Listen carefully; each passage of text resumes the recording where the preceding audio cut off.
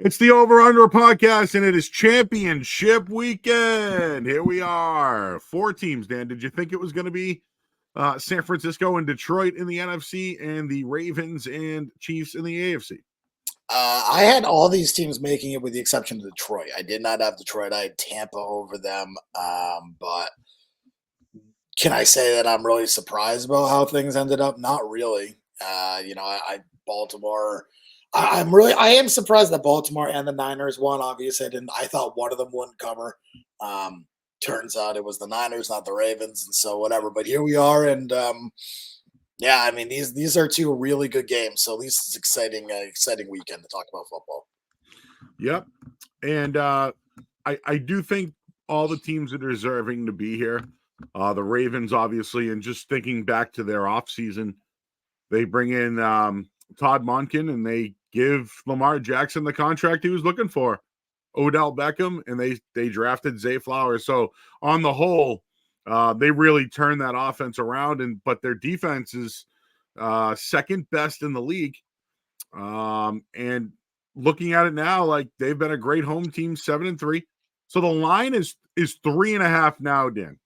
I think it opened at 3.5, and it moves at times to 3. And right now on DraftKings, I see 4. Yeah, 4. Wow, I haven't seen a 4 yet. Yeah, they mostly turn the 4s in market. I think it was yesterday, maybe the day before. It's been a long week, so I don't have the exact data as I usually do. But 4s have been popping up at least since yesterday. So wow, for sure. So that's a big. I mean, that's a bigger number than I thought. But so I like Baltimore. Forget about the spread for a minute. I think they win the game. I think Kansas City's got their win last week, and now it's going to be a tougher opportunity for Mahomes and his receivers against that defense. I like what Kansas City's done all year long defensively. At times they have given up some plays. Yep. I think this one's good. This one's going to be really physical. And I know that they've met in the past, dude. Like what it was a 36-35 game way back a year ago, 2 years ago. I don't know if that's what we're looking at, but I think Baltimore is going to have to run the game, use that run for their pass. I just like Baltimore at first glance. Yeah, I mean, I agree. I like Baltimore as well. Obviously, 4 feels like a number you don't really want to go chasing. If you didn't get 3.5, I feel like it's really hard to want to lay 4. What I'll say here, Joe, is like, you take a look. Kansas City had that big win last week. I really thought that second half they dominated Buffalo. First half, I felt Buffalo dominated that football game with the run game, ball control, and yet Kansas City was right there. And I mean, this week I do think that this is going to be one of those things where I don't think Kansas City is going to be able to play the same way. That Buffalo defense was really banged up. There were holes. Their ability to kind of take advantage of those things, and obviously Pat Mahomes being Pat Mahomes, the lack of coverage on Kelsey. There was some very strange things that happened in that game last week. I just don't see that happening this week. I think Baltimore is, better defensively. I think they, probably arguably better offensively. Obviously, I think Josh Allen has had an incredible season. Lamar, obviously the MVP. I think I'd be surprised if it was anyone else but him. But yeah, I mean, to me, this feels like a game where Kansas City's wide receiver problem finally gets the better of them. I mean, it felt like the past couple, even last year, the offensively at times they had issues, and they just kind of never really caught up with them. I think here is where it really can make a difference. Finally, I think Baltimore is as explosive as as a team as you'll get. Obviously, they've been playing unbelievable football all year. I just think that, really going against them in any sort of capacity, Joe, is going to be very tough for me here. I just think that they can beat you by running the football. Their quarterback is explosive. He'll probably rip off a 20-yard chunk play because that's what he does. He's playing, controlled football, not making many bad decisions. And not that Mahomes is. I just think that Baltimore's defense is playing at such a high level. I'm very concerned what Kansas City will be able to do offensively. I do think that just the wide receiver, just the receiver problem for them in general, is going to catch up to them at some point. I think it's this week. I know that the Pat Mahomes playoff factor is a real thing, and I'm not discounting that. But I just look at this and I think it's got to be Ravens here. I think they're the best team in football right now, and I just don't think that I can take that number with San Francisco. Or sorry, with Kansas City, even though that number is starting to get into range. I mean, 4.5. I think you have to start really thinking about taking Kansas City with the points. That feels like a lot. Agree with you.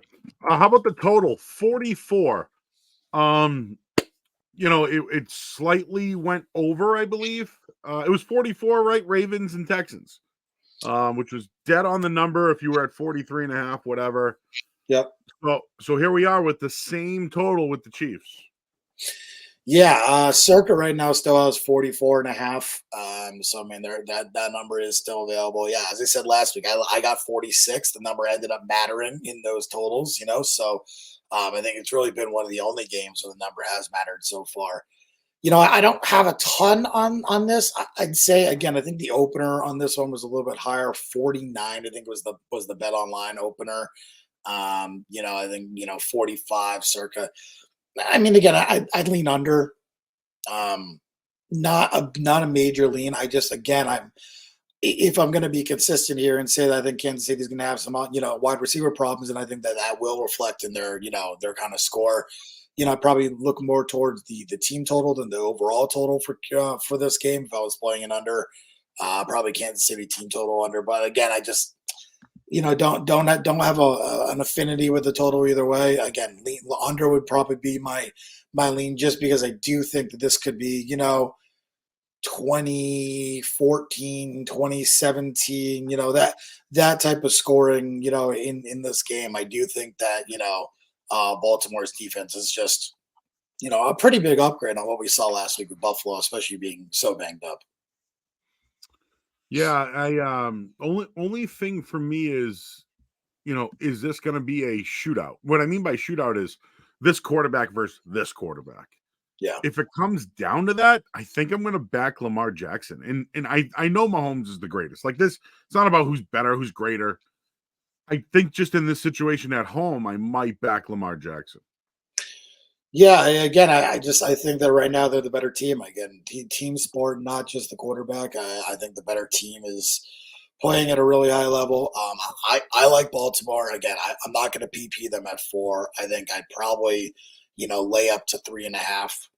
That'd probably be my number.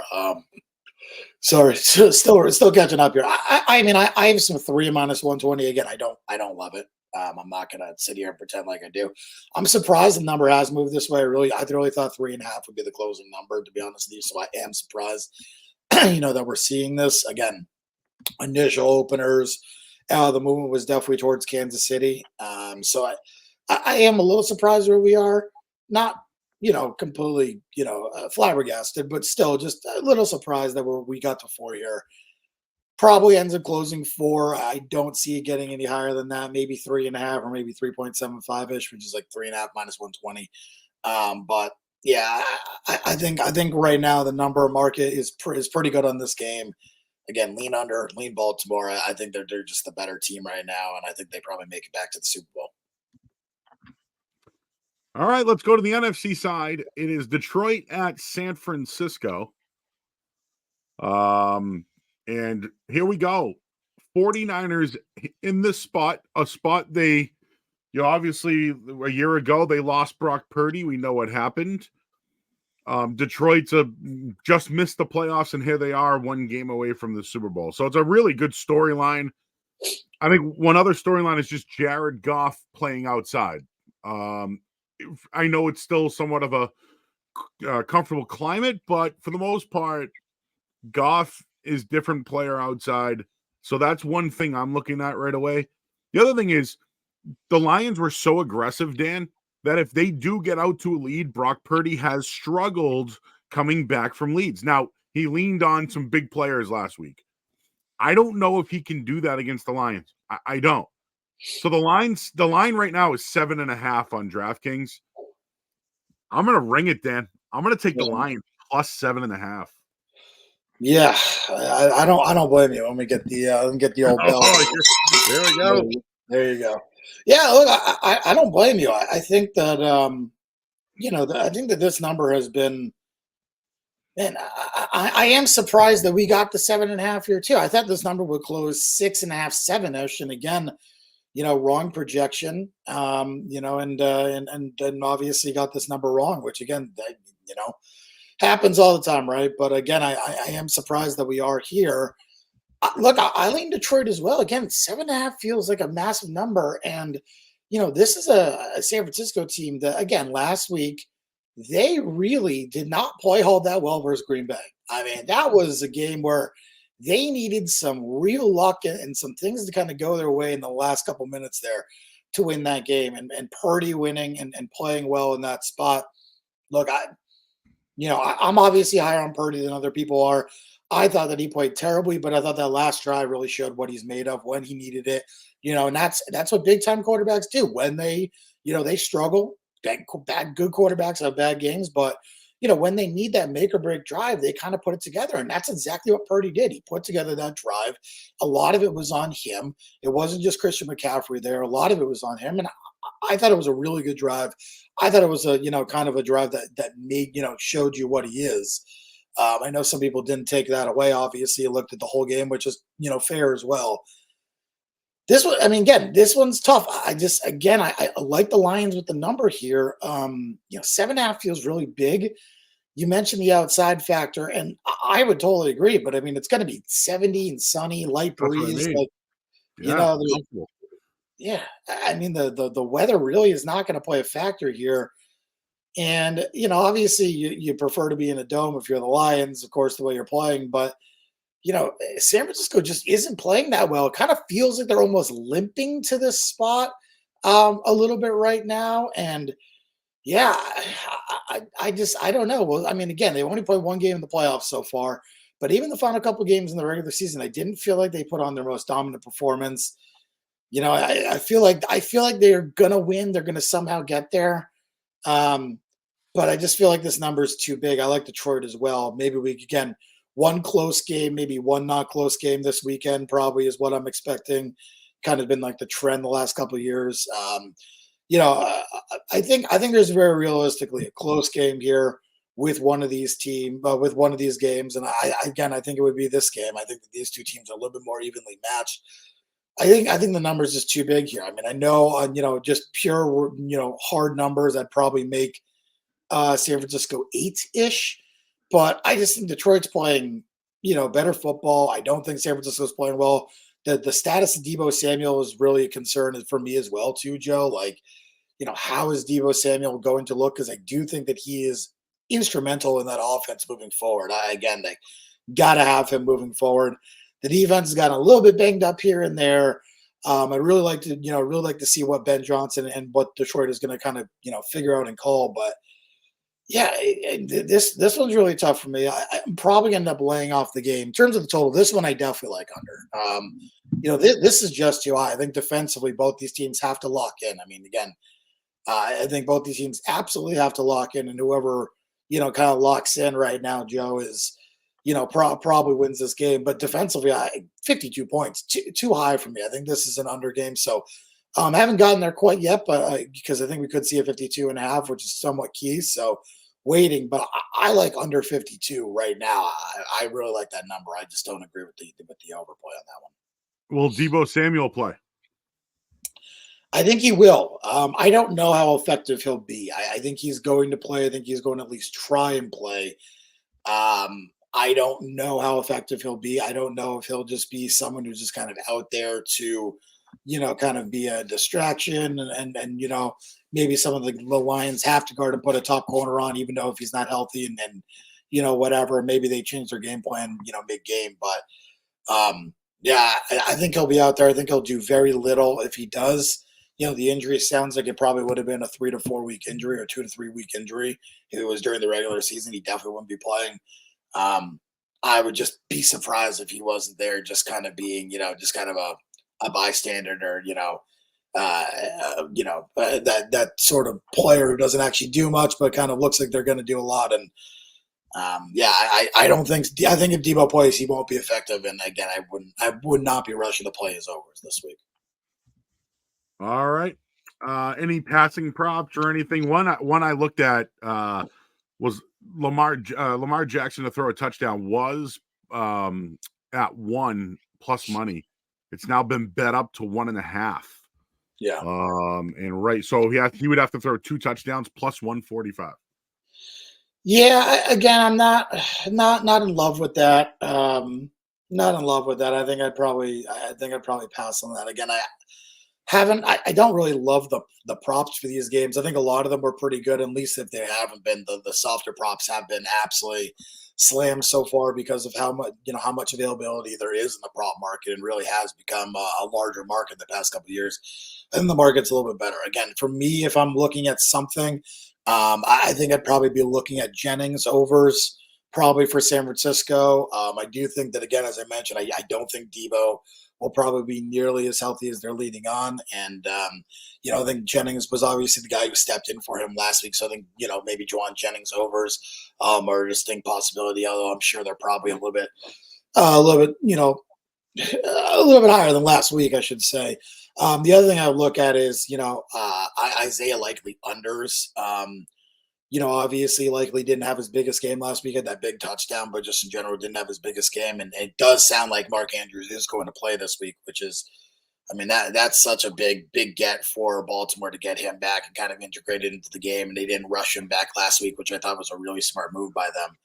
So I think, having Andrews and having Likely, again, I think probably looking at some more unders for Baltimore players. Again, I think that's just kind of the way I would go is, Likely probably the guy would look at unders there.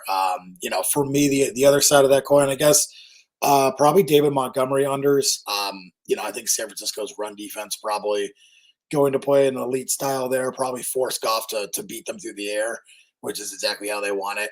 And I do think that Gibbs has been the far more explosive player in the last few weeks. I would continue to try and find Gibbs out of the backfield, either in the passing game or even running the football. Montgomery unders feel like another distinct possibility for me this week too. All right, Dan. I'm gonna give one. Yeah, feel free. Give me Brock Purdy to throw an interception. It's 0.5 right now. If he does it, it's even money plus 100. Bring it. There you go. Purdy throw an interception, even money. Purdy pick, pay me. Okay, there you go. I don't hate that look. I really don't. I think that he got kind of lucky last week that he didn't throw one. I think he had a couple turnover-worthy plays pretty early and did get lucky there. So yeah, go. I think I do not hate that look at all. I think that that's a very distinct possibility. I would also say I think Goff, same head of side of the coin. I think Goff probably to throw an interception to me as well might be worth looking at there too, especially with. Especially if they have to play from behind, I think that would be just a disaster for Detroit. I think we've seen they really need to play in front the last couple of weeks. So Goff to throw a pick minus 150. Yeah. Again, that number it's a little bit higher than I would really want. You're probably looking in the 135 range. Again, if you have enough outs, you can probably find something around that range on Sunday. I wouldn't rush to take minus 150. So to me, I'd probably wait maybe minus 130-ish, 135-ish probably would be the range I'd play it. All right. Championship weekend in the books. It's the Super Bowl and get ready for the props. We might have 8,901 bets, Dan.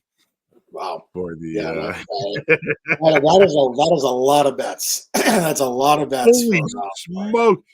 That's a lot of bets. Now, in fairness, some of them are parlays and multiple, but still, I cut it in half. It's 4,500 in a year. Yeah, that's a lot of bets. I think I probably make that's probably how many I make, like myself, just doing everything. That's a lot. It's a lot of bets, man. I'm really surprised that he's making that many. That he was making that many plays. That's.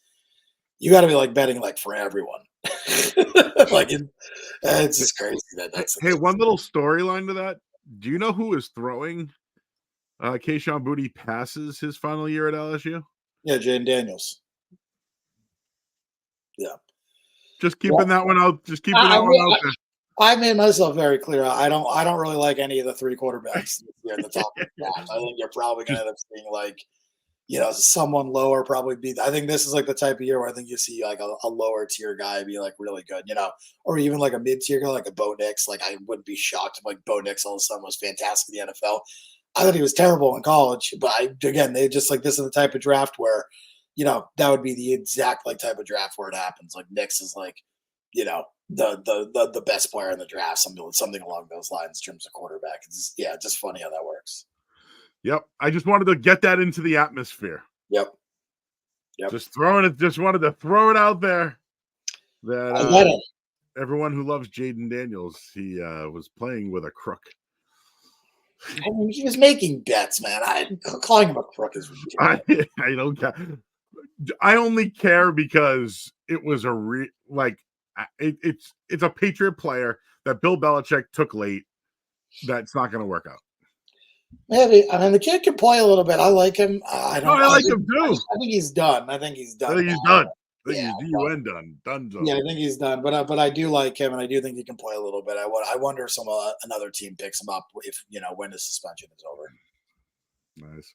All right, he's Dan Lifshatz. I'm Joe Murray. Well, good luck with this weekend, everyone, and talk to you next week on the Over Under podcast. What you got? Good luck. All right, I'm gonna pause this now, Dan.